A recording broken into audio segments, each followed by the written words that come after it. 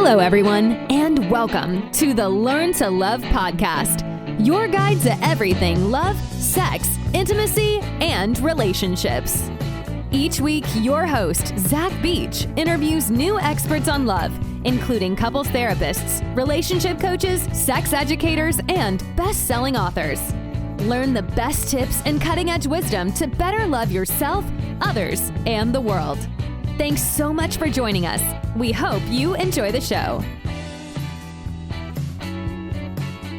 Hello, beautiful souls. I'm so positively delighted that you could join us on the Learn to Love podcast. I am your host, Zach Beach, and I'm so excited to introduce our guest for today's episode, Dr. Eric FitzMedrud. Eric is a therapist specializing in relationship and sexual issues based in the San Francisco Bay Area. He also trains therapists, teaches graduate psychology courses, and is published in academic books and journals. His specialty is helping men improve their sex lives by learning to regulate their emotions, remove sexual entitlement, and honing their sexual consent and negotiation skills. So he came onto the show to talk about his latest book, The Better Man, a guide to consent, stronger relationships, and hotter sex. It was a joy to have him on, especially because we have yet to have an episode focused exclusively on men.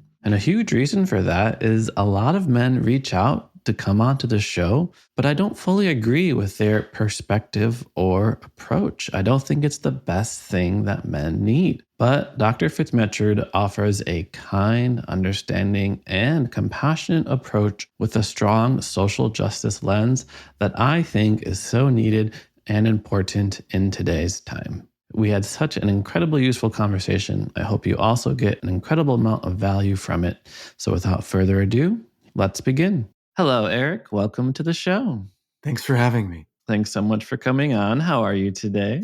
Doing well. Nice sunny day in the Bay Area today. It is a beautiful day, so I so very much appreciate you staying indoors for an hour to speak with me today. And I'm so excited to speak about all the things with you today, particularly around becoming better men and helping others become better men. You know, what brought you to this work? What made you want to focus on men and becoming better men? Yeah, there's a personal and a kind of a professional arc to this. The personal arc is that, especially when it comes to managing high desire sexually or some relationship challenges, I've had some of these difficulties myself. I've dealt with sexual shame. I grew up Catholic.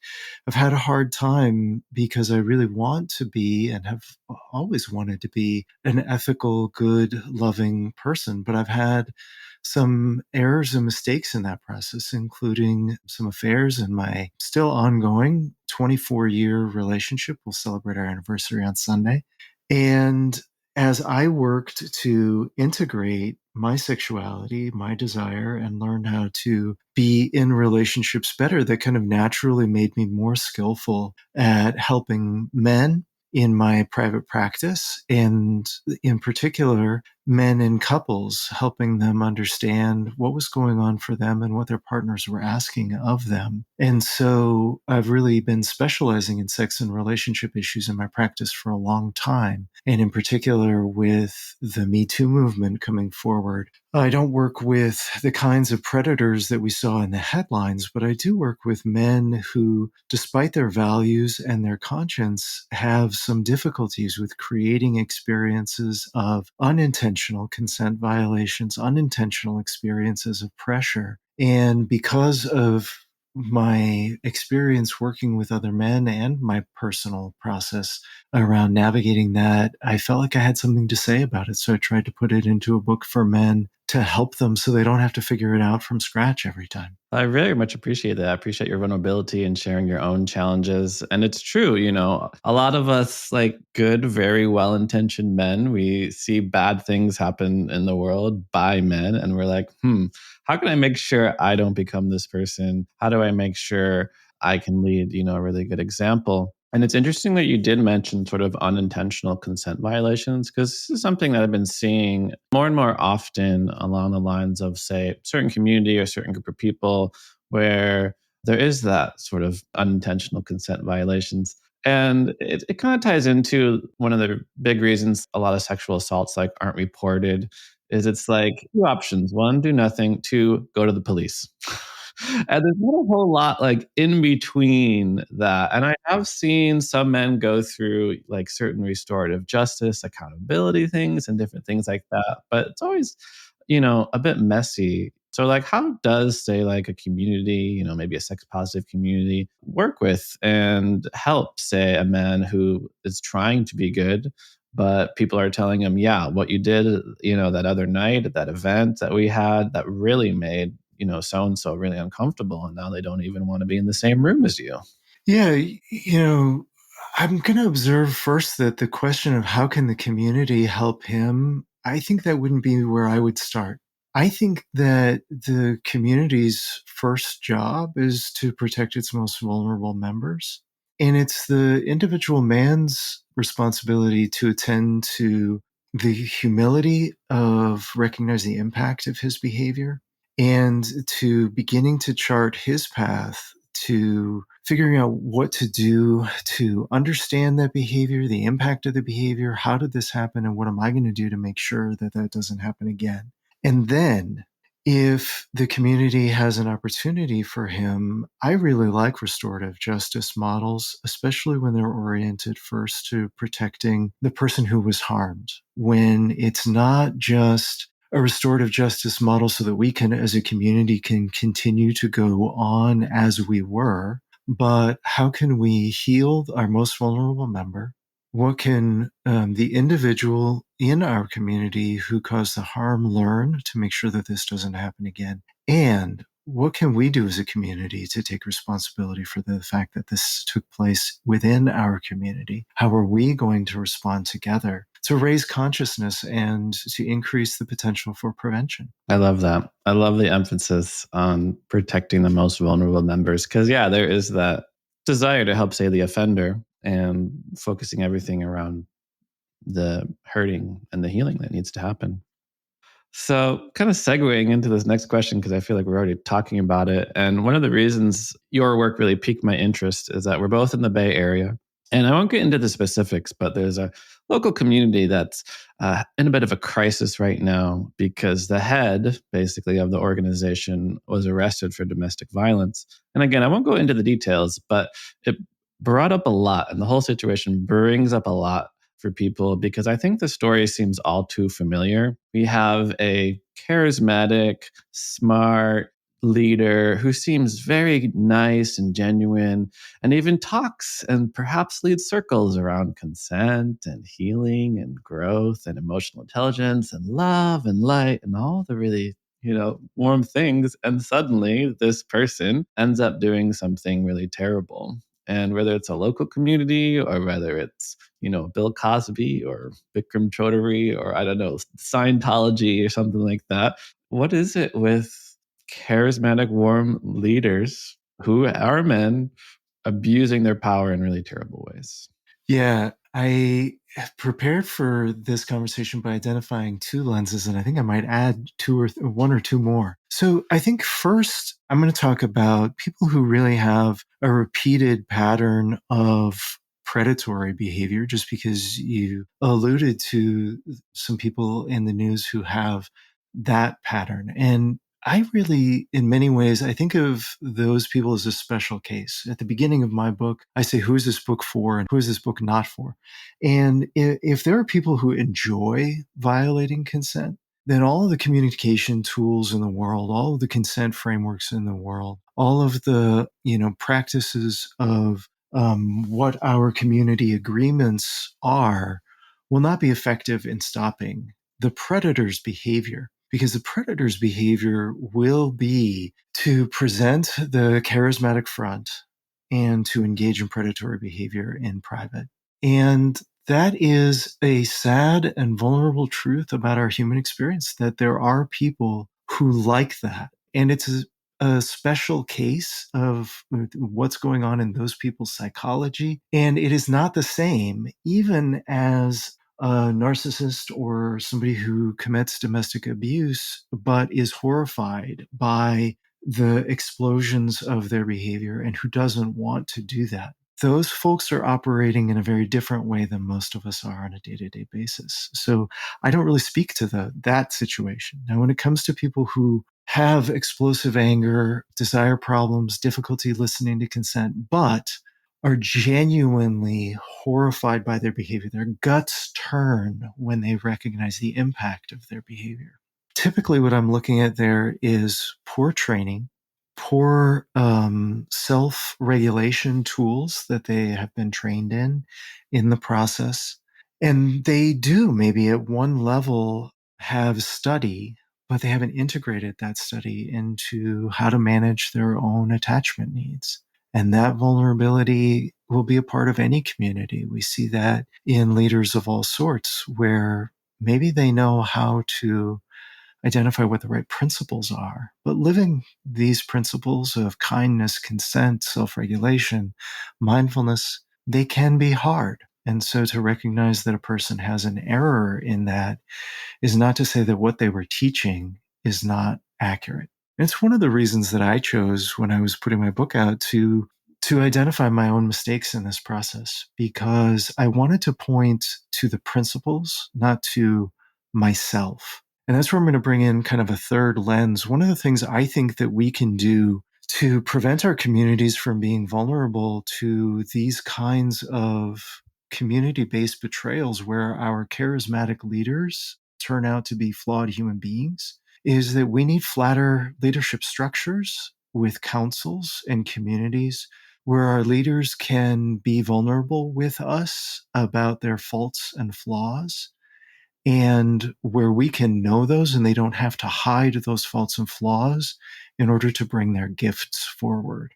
The more that we can have structures that eliminate hierarchical power, and the more that we have leaders who are allowed to be full, multidimensional human beings, the less vulnerable we will be to these kinds of betrayals, in my opinion.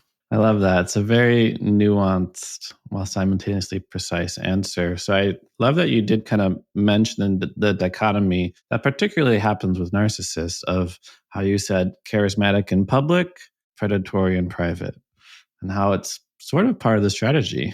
And also this basic idea I love of flat leadership structures, that part of the problem is when the power is centralized within one person. We know that absolute power corrupts. And I also love that we're identifying the multidimensionality of a human being, because sometimes people like to point out, oh, did you know that this person that you worship is actually a bad person?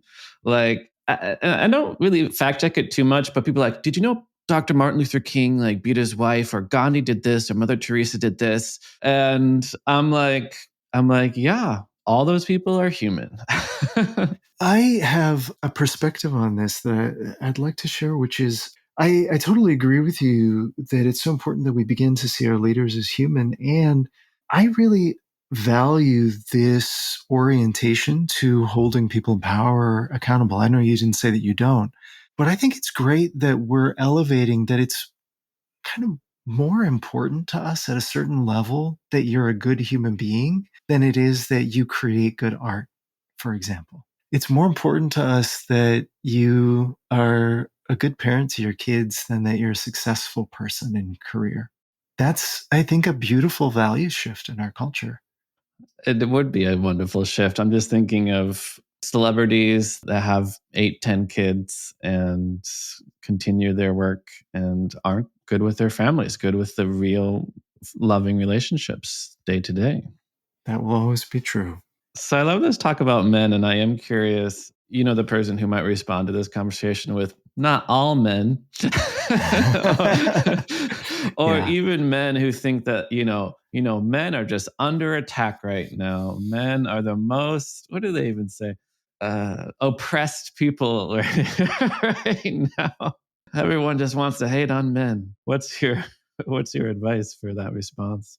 Yeah. Number one, accountability is not oppression. And a large part of what's happening is exactly that accountability. And the feedback loops are closing in the sense that the time from a moment of hurt to the feedback about that hurt is getting decreased significantly.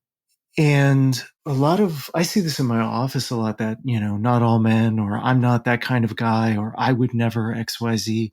Meanwhile, his partner was in the session with me, in front of him, just describing their experience of feeling pressured in the relationship. And it's exactly this distinction between intention and impact. And I think that a lot of men are beginning to get the feedback. Yeah, you may not intend this negative experience. You may not intend to be unskillful. You may have love in your heart and kindness in your heart, but how you are delivering that is not loving to me. In Bell Hook's book, All About Love, she really makes this distinction that the only love that really matters is being skillful in helping the other person feel loved. And otherwise, it's just a feeling inside of you. And in that sense, it's really important to get curious about how the other people in your life experience you. Because if you aren't attuning to that feedback, then it doesn't matter how you feel about your own self or what kind of person you want to be. It's important to recognize whether you are pointed in that direction and accepting feedback that will help you get there. I love that so much. I love so much of what you just said. First off, I see it like the slogan on a protest sign: accountability is not oppression. Yeah. Absolutely. It's understandable, but it is always surprising a decade or two after the fact when some sort of, say, assault or violence happens that a person is now, say, going on trial for it. And as you mentioned, the amount of time between the hurt and the feedback to the hurt is increasing, where someone doesn't receive that feedback. And this is also an idea I have been exploring in my own life, how you said that the only love that really matters is being skillful in helping the other person feel love. Because I have been really thinking about how understanding is crucial to love. And a lot of people have an intention to love, but if not taking the time to attune to understand this person, to understand their unique needs and how you can meet those needs, then the love doesn't advance any further. So, before we get into your book, The Better Man, and how we can help men, I want to tie this back to an idea you mentioned earlier around how hard it is to kind of do the work with the men that need to do the work. So, like, if I write a book in consent, the guy, not doing consent is probably not going to read it. While the person who's always worried about, oh, am I doing things right, is probably doing an okay job. So, how do we bring the work of becoming better men into the men that need it most?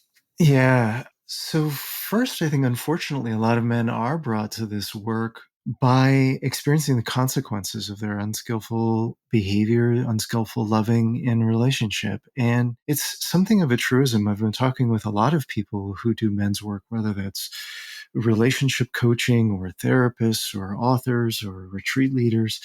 A lot of men are brought to this work because the modus operandi to stay safe for men becomes, keep your head down, keep doing the same thing, don't open up, don't get vulnerable, because the training and socialization that we experience as boys is that when we are vulnerable, weak, inadequate, wrong, imprecise, inaccurate, is that we will be put at the bottom of some kind of social hierarchy. We will experience social teasing, hazing, insults, ostracizing, being put out of social community, up to and including experiencing direct physical violence against ourselves or witnessing other boys being the recipient of physical violence because they were vulnerable. And we are equally impacted by that, even if we just witness it. And so when it comes to the idea of opening your heart, getting vulnerable, and accepting that maybe you aren't doing things skillfully and well, it often means for a lot of men opening up and going through in our nervous system this literally wired fear that we are going to be attacked right now. And it's why men, even receiving skillful feedback in their relationships, often end up feeling criticized, insulted, and put down. And so I've been talking with a lot of these other people doing men's work, like, is there any other way to invite men in? And I've come up with, in conversation, a couple of key pieces. One, the armor that we put on costs us a lot of energy. It leaves us feeling extremely tired and easily overwhelmed in relationship. So couldn't you feel less tired? Couldn't you feel more fulfilled? Couldn't you feel more loved? Couldn't you be more satisfied with your relationship with your children and your community? It ends up being what I've found so far is the best call in to doing this work and to listening to the feedback. I always love that metaphor of armor. I use it in yoga too, because, when you can't touch your toes, you feel restricted. And it's like, it's true. When you put armor on, you think it's going to protect you. But what does it end up doing? Restricting you, creating heaviness. Armor is very heavy. Putting a barrier between you and others that prevents intimacy. Right. Preventing authentic connection. Absolutely. And I do love that you did bring up this idea of regulation, because I feel like this is my own theory right now. I feel like 20 years ago, therapists were like, communication, communication, communication. Now all I hear about is regulation, regulation, regulation, just how important it is to be able to regulate ourselves. And earlier you mentioned, for example, anger issues, and unrestricted anger is the source of a lot of violence and problems in the world. So what are your thoughts on regulation and how we might bring it into our lives? Yeah, I mean, I do think that regulation is definitely a key to improving relationships. I always also like to just gently balance out the individualism of it, because we do also consistently function in relationship and community off of co-regulation, where when my emotions have gotten the best of me, another person stepping forward and responding to me with kindness and care can help me regulate myself. We can assist one another, just like parents assist their children in regulating all the time. One of the challenges that men experience is that if our dysregulation creates new barriers and fears in the people around us, especially if we're big, angry, loud, walled off, larger, physically stronger, or just our partner has experienced victimization at the hands of men, which is highly probable in any case in a partner of any gender, they may be afraid deeply of our dysregulation. So since we can't force them into co-regulation, our best start is to focus on our self-regulation, because that's what's in our control. And so having balanced that out, I guess I just want to identify that what we mean with self-regulation is actually many, many different steps. And so the first step of self-regulation, of learning self-regulation, is realizing after the fact that I was then not regulated. Then that awareness recedes into the present. So my awareness that I was dysregulated gets closer and closer to the moment of my dysregulation. Then I begin to be aware that I am dysregulated in the present. Then I learn to be able to interrupt that process. Then I am able to begin trying things to regulate myself. Then I get skillful at regulating myself. And then I'm able to self-regulate sometimes and not others. So becoming aware Yeah. when and after we are dysregulated, and then working on interrupting that process. Yep. Yep. And then self-soothing. And I always like to talk about body, emotions, social, cognitive, and sensory or mindfulness tools as the pathways to that regulation. Body, emotions, what is Body, it? emotions, social, cognitive, Social, cognitive, sensory, and mindfulness. and mindfulness. Yeah. Wonderful. Because you mentioned men's work, I am curious if you find certain approaches to men's work or certain male approaches that I don't know if you would disapprove of, but like make you a little uneasy or a little skeptical. Yeah, a lot of them.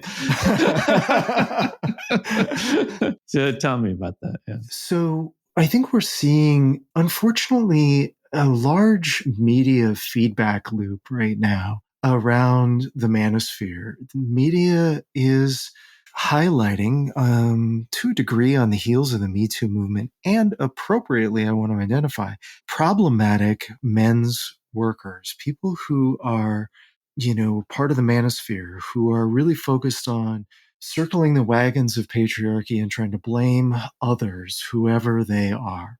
And what I find characteristic of more skillful men's work is a couple of things. First of all, there's an orientation to moving forward with justice movements, whether that's feminism or social and racial justice, economic equality, and a recognition that all of those isms have also hurt men by weaponizing our role in culture and turning us into the soldiers that enforce those belief and power structures.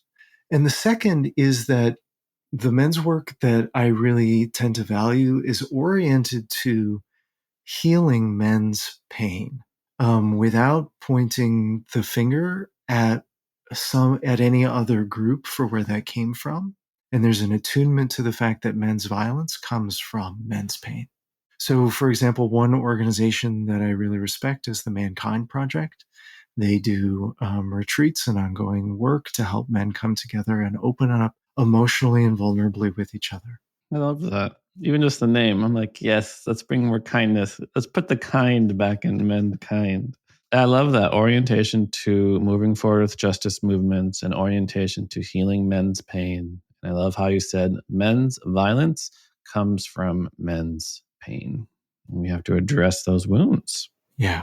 I also think that for me, my orientation to men's work also is very focused on the idea that I think all men, whether we're cisgender or trans men, and whether we are heterosexual, bi, gay, pan, we are safer and better as a community of men when we accept the diversity of men's experiences and integrate that into our community. So heterosexual men are safer in men's work when gay men are explicitly welcomed and valued in a men's work community. White men are safer and are more likely to do better and more effective work in a men's community when Black and brown men belong there too, and when their voices are a part of the leadership. There is a way that our manhood is intersectional, and we need the diversity among men in order to reintegrate our multidimensional humanity. I love it. We are safer and better as a community of men when we accept the diversity of men's experience. So let's talk about The Better Man, a guide to consent, stronger relationships, and hotter sex. That'll get people to buy it. I hope so. Over it. So let's talk. What are the first steps? I listen to this podcast. What do I want to do right after? So I think it's to recognize, just as we've already been talking about, patriarchy hurt us. Our difficulties in a relationship come from the neglect that we have experienced in relationship skill building, in sexual health information, everything from accurate anatomy and plumbing all the way through not being taught accurate understandings of what a sexual relationship is, how to have one, and what it looks like for real. That those wounds leave us in the position of not knowing how to deliver our love skillfully. Men are good, men's sex and men's desire is good, but because of that inadequate skill building and training, because of that neglect we experience in patriarchy, we are left at significant risk of being in the position of unwanting to perpetrate patriarchal wounds on our partners. And since those wounds exist in us, we have to start there and recognize they are there and then take responsibility for healing them on an individual and hopefully community basis. I just had a big light bulb just pop up in my head because a lot of my work is on helping people love, and hence the Learn to Love podcast. And I often lament that there's no love school and we don't learn the key skills of loving and being in relationship. And the light bulb is yes, because we sort of have taken an entire aspect of the human experience, such as being caring and kind and motherly, aka taking care of one's children, and sort of down leveled it to like a feminine aspect that's become deprioritized in favor of power and strong armoring that we talked about. Right. And then when we as boys don't see models of men who are taking care of their children, we mistakenly believe that that isn't a role that we can have, could be good at, could be skilled at, valuable in doing. And there's a, feedback loop that we can get into. I see a fairly common dynamic that I see in my heterosexual couples is she complains about him not helping with the kids or the household. And then he comes back and says, when I try to help, all I get is critique. And she says, well, that's because you're not doing it skillfully. And with some regularity, she's right. Sometimes I do need to invite her to allow him the space to do it in a different way than she would. But very often, it's the critique in the process that prevents him from developing the skills too.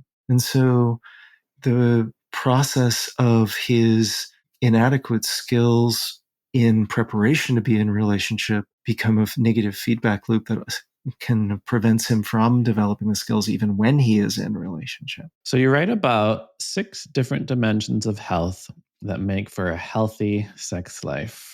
And if you don't want to get into all of them, you can just mention your favorite one. But what are those 6 dimensions? Yeah, I'll mention the 6: work-life balance, friends and community, mental balance, body wellness, meaning and purpose, and sexual health. And what I'm really talking about there, I try to take as intersectional and systemic a view on each of those as I can, recognizing, for example, men on the lower end of income, it's much harder for them to find work-life balance.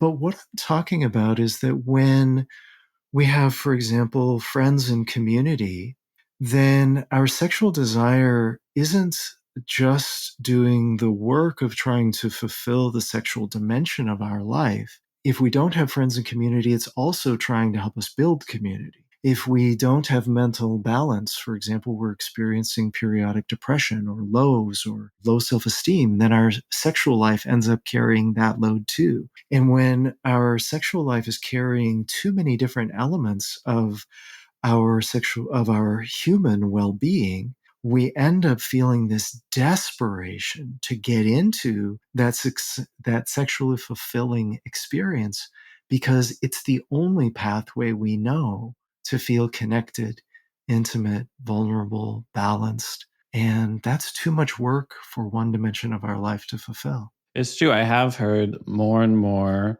the only person a man has to confide in emotionally is with their life partner. While on average, women tend to have more close friends with which they can share and feel connected to. And that will be kind of weaponized by men in the manosphere as like, see, there's an epidemic of men's loneliness. I'm like, yeah, but why are you lamenting and trying to find somebody out there to blame? If 2 men are lonely, wanting more friends, and those 2 men get together and become friends, they have now solved that problem Pair with each up other. right there. That's why I emphasize the necessity for men to get into friendships and community. And I give scripts for how to do that so that it's not just a directive. There's a step-by-step process to help them on their way. So I asked you about dimensions for a healthy sex life, and you gave me work-life balance, friends and community, mental wellness, meaning and purpose. Well, first off, it's not very sexy. But secondly, don't men just want sex all the time and are up for sex all the time? And aren't women the gatekeepers in society for sex? And isn't sex work the world's oldest profession because men just want it all the time? No. So look, I've worked with enough couples that I have really been privileged to see that with some consistent regularity, men are the low desire partners in their in their sexual relationships, even heterosexual relationships. And it's always relative. I also work with gay couples, and somebody in there is the low desire partner relative to his husband. And so it isn't simple enough to just say men are wanted all the time. And part of what I am speaking to is men's experience when you are the high desire partner. But also, I'm trying to validate the men who do want other dimensions to their lives, which is almost all of us, who are looking to for pathways to fulfill our whole being. And right when we start talking about how to get into a relationship, when we start talking about how to get into a consent conversation, there is an emergent element, your ability to be in a potential relationship while not pressuring, while not demanding, while not getting into a fantasy of, oh my gosh, this is going to be the person who fulfills all of my needs in life, comes from you taking care of your multidimensional wellness. When you do that, then your capacity to just bring sex to sex and not everything else starts to emerge. So you can be a lot more chill in a consent conversation and be like, oh, I don't know if that's what I really want here, because I have somebody to confide in. I have somebody to lean on because I have a sense of meaning and purpose at work or through my volunteer projects. What I'm looking for here is to be filled up, or for this reciprocity, or for this particular fantasy that I'd like to explore. And because I'm full in all of these other buckets of my life, I can say no to something that doesn't really fit me. And when I can say no, then I also make it much easier for my partner to say no. And now we can look for the hell yeah together. Yeah, and I'll tell you, it's with some regularity that the woman in a heterosexual relationship comes in as the high desire partner. I love it. I love your embrace of the complexity and diversity of the human experience. And I wouldn't mind going a little bit into one of the dimensions, sexual health, particularly just because for a lot of people, that means going to the doctor and getting an STD test and saying that you're clean. And what are aspects of sexual health that we should be thinking about? So I'm just going to cover kind of two of them. One of those is self-pleasure, the capacity to create a rewarding, full-body experience of self-love can go a long way to eliminating a sense of dependence on a partner for pleasure, and can go a long way to creating for people the experience of autonomy and independence, again, to be able to consent or agree to relationships and sex that promises to be exciting and pleasurable, and to say no to sex that isn't. If I know I can create really satisfying, knee-shaking pleasure for myself, and then there's got to be an additive component to the process if a partner is offering to share their body with me. It's not just pleasure. Now it's us coming together for a specific purpose. So this is the first one. The other one that I want to address is just understanding the difference between fantasy and reality. That's whether it's fantasy in the mind or whether it's, for example, fantasy and erotica or pornography. It's so important, especially if you didn't get a multidimensional human orientation to what sexual relationships look like, to not imagine that the fantasy of pornography is the reality of partnered sex. And I use this example, I've not ever heard of a guy who went to the top of a building, tied a fire hose around his chest, jumped off, and tried to break into a window on a lower floor. We can watch Die Hard and know that that's not a thing you go out and do. But when our sex education is inadequate to preparing us for multidimensional human sexual relationship with a partner, we can sometimes get tricked into thinking that what we see in pornography is real human sex, instead of stunt workers with stunt performers with cut scenes where all of the safety, all of the consent, all of the lubrication is being applied, all of the warm up is being done off camera or on the cutting room floor. And we can think that this is what we should do without thinking that we need to talk with our partner about it. Well, that does make me wonder. I keep asking, what's your response to a man saying this? Because when you said, oh, we got to have a rewarding full body experience of self-love that can reduce dependent on a partner for pleasure. You say to the man who's like, I do that twice a day. What are you talking about? Yeah. Me and my computer. Yeah. So I want to start with, I'm not trying to shame anybody for their current masturbation practice. If you are masturbating for 2 minutes on your own twice a day and that's not causing any problems in your life, awesome. If you are masturbating to reduce your stress, awesome. If you're masturbating to help yourself get to sleep, awesome. But it is a different thing to spend time thinking about a full body, pleasurable experience where you are loving yourself and taking care of yourself, touching non-erogenous zones, showering and preparing, laying out the toys or the lubricant, and allowing yourself to engage in an unfolding process that leaves you feeling deeply fulfilled, not just like a little bit of tension release that was taking place in your genitals is now complete. That might be achievable in 2 minutes, but a full body experience of self-validation and love probably takes a little bit more time.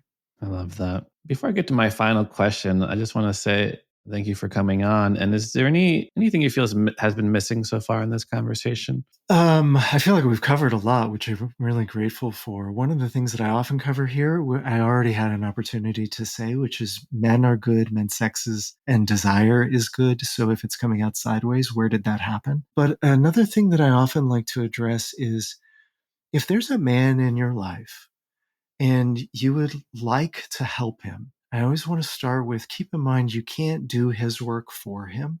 And your support needs to come from a place of generosity, not from a place of attempting to regulate him to create your own experience of protection.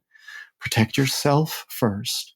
And if that's taken care of, and you're trying to be loving, generous, and kind, start with just being non-judgmental and inquiring. What is that? What's going on? How are you feeling?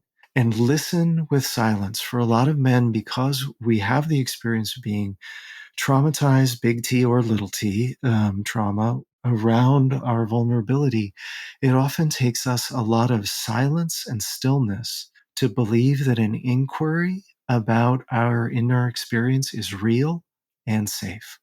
And it will often take multiple episodes of asking that question and sitting in the silence before he'll feel safe enough to begin even looking inward for the answers. I love that. Men are good. Men's sex and desire is good. If it comes out sideways, we ask, how does that happen? So we can extrapolate that to people too. People are good. We're all fundamentally good. We have a loving heart inside of us. If things come out sideways, how does it happen? What happened to you? Where are you wounded that's causing this behavior? Yeah. And as a contemplative practitioner, I love your emphasis on the silence and stillness that we can use to begin looking inward for the answers. Yeah. So thank you so much, Eric. I have to finish by asking the question I ask all of my guests, which is, what do you wish everyone knew about love? That love is about giving the love that is needed, not giving the love that you feel or are inclined to. That's what makes it skillful. And that means you have to ask, not guess or think you already know. Don't make assumptions. Yeah. Yeah.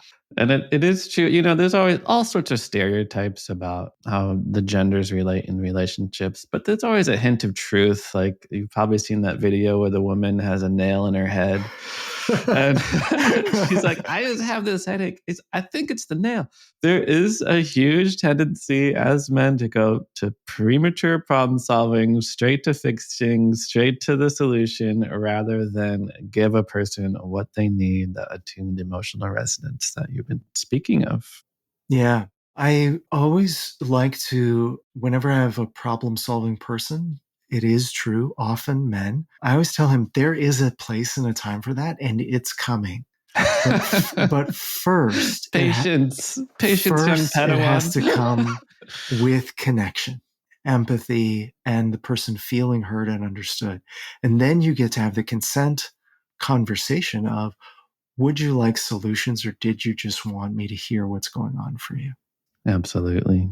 So thank you so much, Dr. Eric. Can you say your last name for me so I don't butcher it? Sure. FitzMedrud. Medrud, nice. FitzMedrud, for coming on the show, author of The Better Man, A Guide to Consent, Stronger Relationships, and Hotter Sex. And for our listeners that want to learn more about you, how can they find you? My website is drericfitz.com, DRERICFITZ.com. And you can also find me on most social media at Dr. Eric Fitz. Wonderful. This has been a really incredible conversation. I really loved your measured, clear, and nuanced answer to the multidimensionality and complexity of the human experience. And it's such an important conversation, I feel like, to have now. So I really appreciate it. Thank you so much for coming on. Thank you for having me. I really appreciate the opportunity to have a rich conversation like this. Wow, what an incredible interview. Thank you so much for listening. I hope you remember all of the valuable lessons that Dr. Eric FitzMedrud shared with us today, including a community's job is to protect its most vulnerable members. We have to begin to see our leaders as human, and we have to hold people in power accountable. And what will really help holding people in power accountable is having flatter leadership structures to create diversity and resiliency in our organizations. Sorry for those men who think that they are under attack, because accountability is not oppression. The only love that really matters is being skillful in helping the other person feel loved. Regulation is key to improving our relationships, and at the same time, in relationships, we co-regulate each other. And don't forget Dr. FitzMedrud's 6 dimensions to a healthy sex life: work-life balance, friends and community, mental balance, body wellness, meaning and purpose, and sexual health. And remember, you are perfect just the way you are. You are lovable, loving, and loved.